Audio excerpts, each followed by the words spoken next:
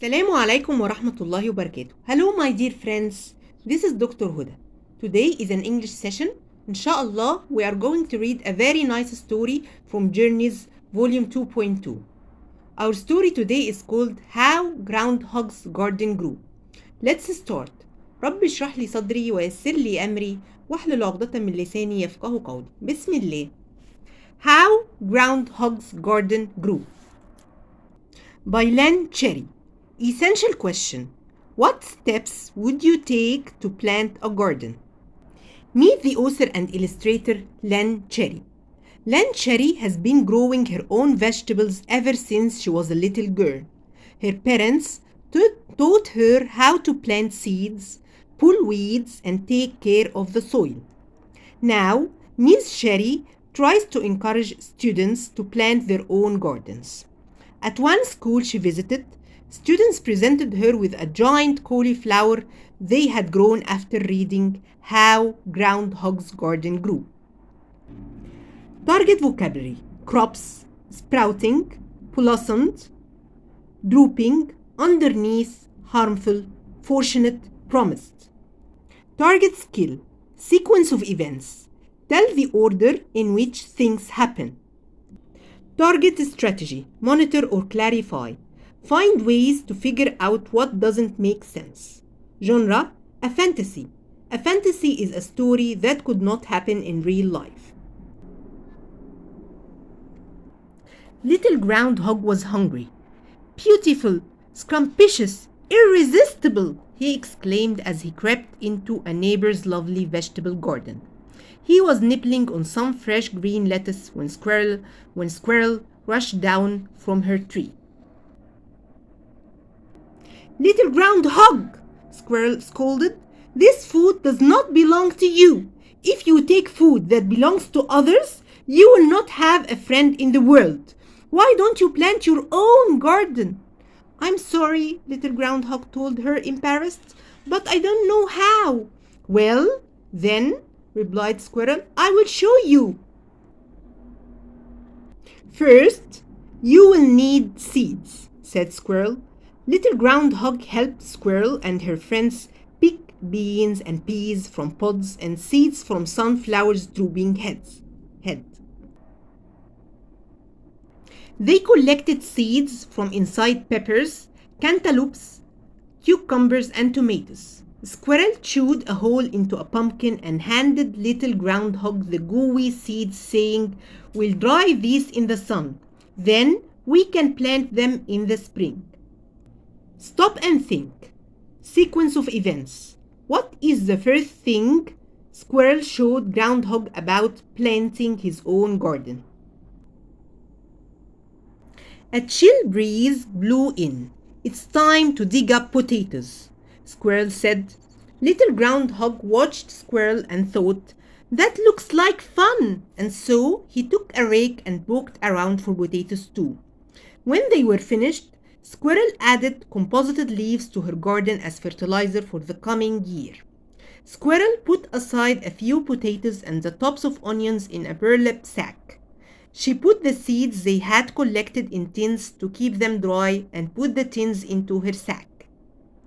November's snow flurries told Squirrel that winter was on its way. Sweet dreams, Little Groundhog, Squirrel said as she curled up in her tree hole. See you soon in the spring, Little Groundhog said, snuggling into his deep earthen burrow. As winter snows blew, Little Groundhog and Squirrel slept. In February, Little Groundhog awoke and drowsily ambled up to the burrow entrance. The wind made him shiver. He saw his shadow and hurried back inside. Oh my, he said, this will be a long winter. Weeks later, he awoke with a start. It's spring, he shouted, and up he scuttled to the burrow's entrance. There, he met Squirrel carrying the burlap sack they had filled with potatoes and the tins of seeds. Rise and shine, Squirrel said. It's planting time. Look, the potatoes are sprouting. First, we'll cut them into little pieces with 2 sprouts each. Then we'll plant them with their sprouts pointing up and cover them with soil. Each sprout will grow into a new potato plant. Next fall, we'll dig new potatoes out of the ground. Now, let's find a sunny place for your garden. When they found a good spot, Squirrel told little Groundhog, "First, we need to dig in the soil to loosen it up." Next, they planted the cut-up potatoes. Then, they dug rows and sprinkled in carrots, beet, parsnip, and radish seeds. "All these vegetables will grow under the ground," Squirrel told him, "so we call them root crops." They covered the seeds with dirt and gently watered them. At the end of each row, Squirrel stuck markers to help them remember what they had planted. Squirrel told little Groundhog, "Plants need lots of sun. We'll plant taller vegetables in the back so they won't cast a shadow over the shorter ones." So, behind the rows of root crops, they planted seeds of tomatoes, peppers, and leafy greens. "Some vegetables grow on vines," said Squirrel. She bounded sticks into the ground for the pea and bean plants to climb. "Some plants grow very big," said Squirrel. They planted the seeds of pumpkins, zucchini, yellow squash, sunflowers, corn, artichokes far apart to give them lots of room to grow. The next day, Squirrel said, "Let's visit my garden. I want to show you the plants that come up year after year all by themselves. They are called perennials." Sure enough, shoots of raspberries and asparagus were already poking up through the ground. Squirrel dug up a frilly young asparagus plant for little Groundhog's garden.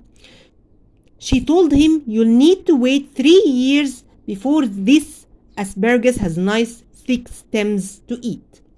Little Groundhog said, "Thank you, I'm off to plant my perennials." Every day, little Groundhog watched and waited and watered his garden. Then, one day, tiny seedlings emerged. "What a wonder!" he exclaimed. But as they grew, he worried. "Are these seedlings too crowded together? What should I do?" he asked Squirrel. "Pull some up and plant them somewhere else," she said. Little Groundhog pulled up a few seedlings and looked at them. The beans, and all the seeds had split open. From each, a root grew down and a shoot grew up. Little Groundhog transplanted some seedlings where they had more room to grow. Wren and Praying Mantis said to little Groundhog, "If you promise not to harm us with bug spray, we birds and insects will help you with your garden. We will eat the harmful insects that hurt your plants." Little Groundhog promised. As the weeks passed, plants grew and blossomed. Bees, flies, and butterflies came to eat the sweet nectar and carried pollen from flower to flower. They told little Groundhog, "The wind, the rain, and we insects pollinate your flowers, so they can become fruits and vegetables." Little Groundhog noticed that after a flower was pollinated by an insect or by the wind, its petals dried up and fell off. Underneath was the smallest beginning of a tiny vegetable. A tiny tomato, a tiny cucumber, a pepper, an eggplant, a pea pod, a zucchini. "So this is how a garden grows," little Groundhog cried jubilantly. Tomatoes turned red, heads of cabbage grew, a sunflower seemed to explode from the top of a tall stalk, snap peas, string beans, peppers, lettuce, and chard grew larger under the warm sun. Little Groundhog rejoiced. He ate his very own vegetables, plain and fresh from his very own garden all summer long. When fall came again, Squirrel wanted to share one more secret with little Groundhog: cooking. And so they stewed tomatoes, boiled corn, broiled potatoes, and stir-fried veggies, and even stuffed and baked a zucchini, saving the seeds to plant the next year.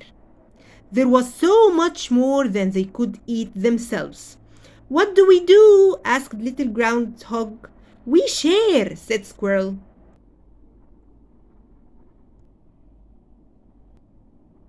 "What a great idea!" cried little Groundhog. As they sat around the table, their friends exclaimed, "Thank you for inviting us to this amazing feast." Little Groundhog replied, "Thank you all for forgiving me for eating from your gardens last year. And thank you, Squirrel, for teaching me to grow my own. It's beautiful, scrumpitious, irresistible. Let's eat." "What a fortunate creature I am," he thought. "Delicious, nutritious, homegrown food and wonderful friends to share it with." Little Groundhog grew into a big groundhog and became known far and wide for his annual Thanksgiving dinner. And that is how Groundhog's garden grew.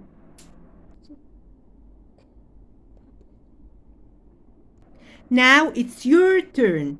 Teamwork. Puppet show. Work with a partner to make stick puppets of Groundhog and Squirrel. Then use your puppets to show how Groundhog and Squirrel work together to plant a garden. Turn and talk. Ready, set, grow! How did Groundhog and Squirrel plant their garden? Look through the story with a partner to find the steps that Groundhog and Squirrel took to plant their garden. Talk about what would have happened if they had not done the steps in order. And now we've come to the end of our story today. I hope you liked it. Please don't forget to subscribe to our channel and share the video with your friends. Thank you, dear. Bye.